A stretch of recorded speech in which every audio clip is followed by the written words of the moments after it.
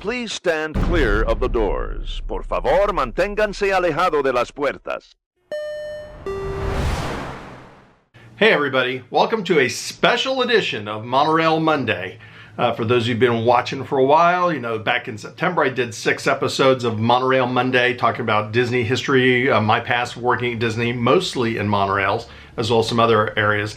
We will be doing a second season of Monorail Monday with another 6 to 8 episodes coming up very soon.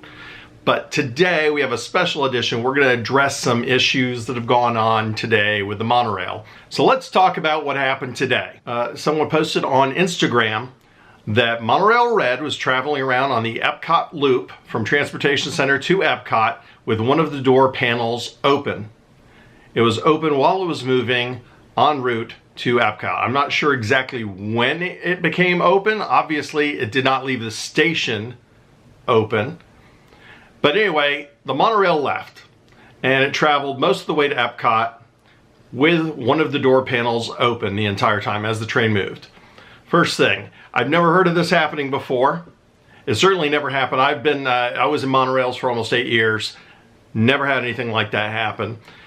Basically, the train is supposed to stop. If the door even becomes slightly, if you lean against it, and when they tell you please stand clear of the doors, if you just sort of lean on it and nudge it a little bit, it'll trigger a sensor that'll make the train stop. Even though you haven't really opened the door at all, just pushing it slightly out of alignment of its completely shut status will stop the train. It will give the driver an indicator, and then he'll talk to Monorail Central, make visuals of the mirrors to make sure the doors are closed. And if they're on a curve where you can't see all the doors, they usually allow them to do a bypass to clear a section till you get to a straight section of track where you can look at all the doors.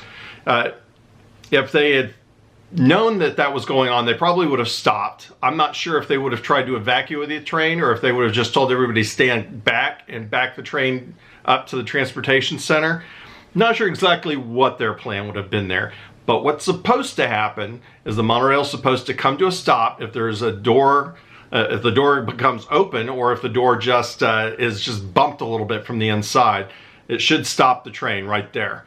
The fact that it continued to go with the door open and it didn't stop means the driver obviously got no indication on their panel that something was wrong, and whatever sensor would have stopped the train wasn't working. Lucky that nothing happened and that nobody fell out, kids running around or something like that. I mean, I will say one thing.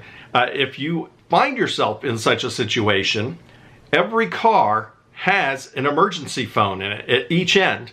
Those and the emergency hatches installed in each car were installed after an incident on Monorail Silver back in the 80s. But if you're on a monorail and something goes on like that, something where it's a safety concern, pick up that phone and call the driver. It automatically will ring the front cab and it'll let the driver know, hey, we've got a problem. There's a door open back here.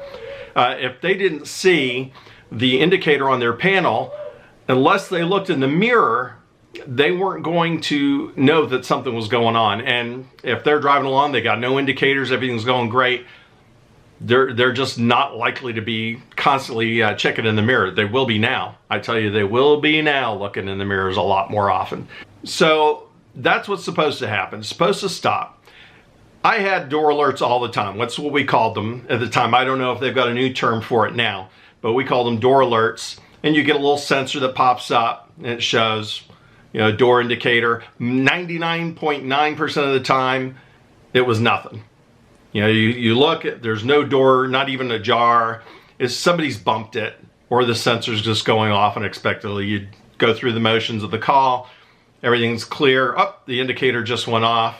You go ahead. Maybe the indicator doesn't clear, but all of the doors appear to be closed. They clear the next station. They might empty out the train so maintenance has a chance to look at it. So it's not supposed to happen. It hasn't happened in the past. But the fact that, you know, a few months back we had a brake shoe fall off in the middle of the beamway while en route. Now you've got this door popping up. It's not supposed to pop open at all. And if it does, the train should stop. The fact that it kept going and there was no indicator and no stopping, that's a problem. Is it something they can immediately fix? Yeah, they can probably do some checks and such, but there's just an ongoing problem with the monorail system. And I had an Acura that had 400,000 miles on it, 20 years. Parts started disintegrating. I started running into problems where just little tiny plastic pieces just are falling apart. All right, so what kind of maintenance is done regularly? They do maintenance all the time on those trains. There's constant maintenance. Every night, 1 or 2 trains tends to go back. Now, I worked there a long time ago, but I'm sure it hasn't changed all that much. You're generally seeing at least 1 or 2 trains going back every day, every week, going back for a thorough check. Just like someone asked about if they do them like the airlines, and yes, there are more extensive checks done every 6 months, every year, where they will really take a close look. So they do get regular maintenance. The problem is that these trains are 27-ish years old. The Mark IV monorails ran from around 71, 72 when they were first coming online, the initial Mark IVs. Around 90, 91, 89, Monorail Blue in particular, they were stripping it for parts in the Mark IV days to keep the other monorails running. So that was the first Mark IV to depart service, at least to my recollection. So the Mark VIs started rolling on after that. Periodically, you get one, it's go through testing. We'll get into that a little bit later. But these monorails have been running for 25, 26 years, and they're kind of past their prime. All right, so what about replacing the monorails? What's the cost? What's the time involved? Well, we can't really get at exactly what the cost is going to be. That's going to be something that's going to be dealt with in negotiations, the number of trains ordered. It is believed that the Mark VI trains cost $6 to $12 million each. 27 years ago, by the time they were negotiating these things, over 27 years ago, they were $6 to $12 million each. And the cost, the higher end of that cost probably results from there were lawsuits between Bombardier and Disney regarding designs and flaws and problems along the way. So we can figure it's got to be at least something, maybe 20, maybe even more. It depends on the design of the trains, any alterations that might have to be made to beams or stations. They did have to increase the opening at the Contemporary to allow for the Mark VI monorails to pass through them. There just may have to be some adjustments. They may tweak the automation that's currently in the monorails. Depends on how much they want the driver to still have action in there. But once they buy these monorails, and they're not going to buy them piecemeal, you can't just like go to the lot and say, we'll have one, please. They have to go through a design process, a bid. They have to get these monorails all built to spec, and it's not cost effective to buy them one at a time. You need to buy them all at once to get the best cost effective. And if there's one thing Disney is big on, it's cost savings. They've been shy about spending money on the monorails. Everything's been revenue, DVC, dessert parties, anything that adds more revenue. Building new monorails isn't adding new. Nobody's going to ride the new monorails that isn't already going to the parks. So it's not really a revenue builder.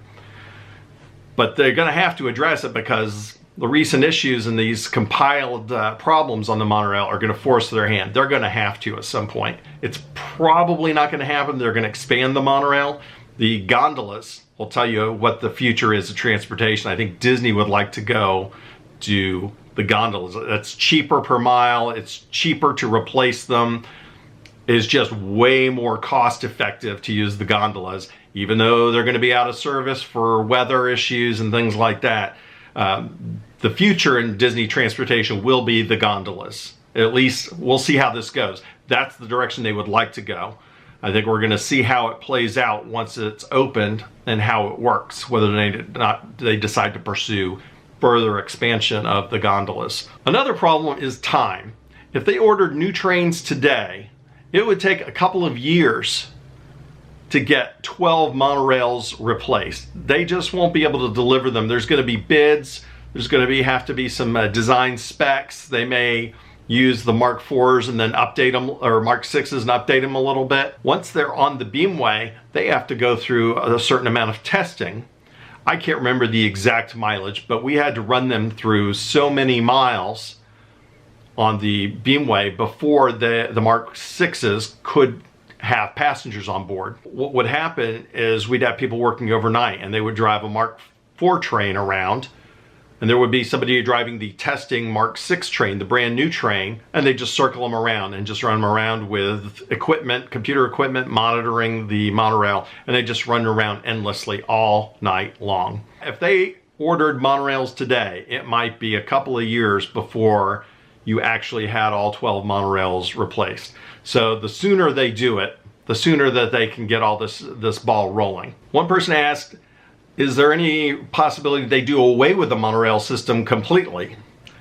I'd say probably not. It's such a photographed and such a main part of the parks and all their advertising. I don't think they want to lose that.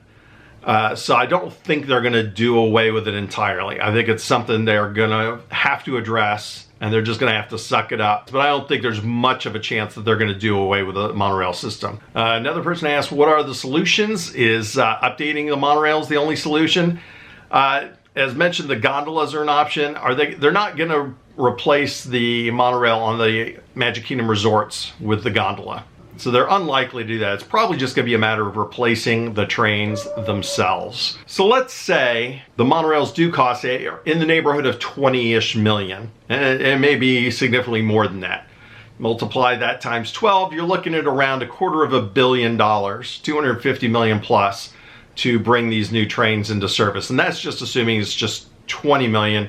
The number may be even higher than that, especially if they're wanting to go with more automation or any other updates that need to be made to the system, the trains, or what have you. And yes, safety is number one. Safety is always the number one priority at Disney. However, cost has often resulted in people making poor decisions when it comes to safety. That's just happened, and hopefully they will replace the monorails before we run into any further situations or accidents. How many times have the monorails been upgraded? There's basically, at Disney World, there have been 2 models of monorail. The Mark 4s that came out in the 70s and ran the 70s and 80s, and the Mark 6s, which came online late 80s, 90, 91, 92, as they phased out the old Mark 4 monorails. They've done some software upgrades, and they've done some replacement of parts and things like that. But the Mark 6 monorails have not seen massive upgrades. They are essentially the same trains. They've got minor tweaks and stuff over the years with technology. It used to be there was a cartridge tape that delivered the spiel. Now, it's all digital. So hopefully this gives you a little bit more information. What happened today is sort of a freak thing, and yet it happened. And it's not just that it happened, this one thing.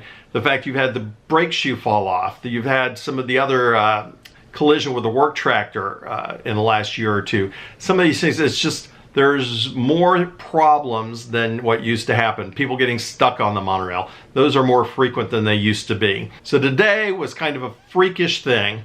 It shouldn't have happened, but it did. And the monorail didn't stop when it should have. There was apparently no indication in the operating cab that there was a problem.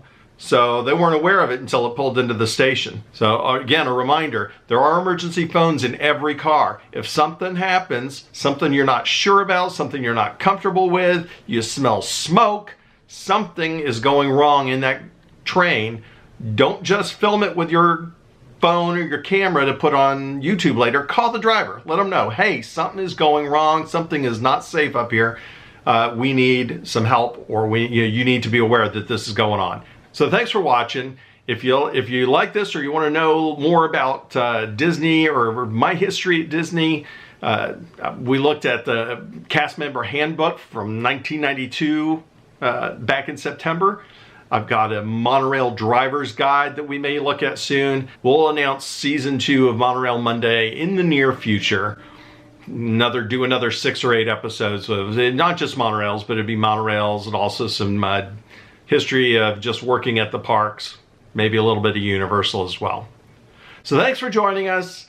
Like, subscribe, tell your friends. Be safe on those monorails. Be safe. Remember, kids, have a good time all the time.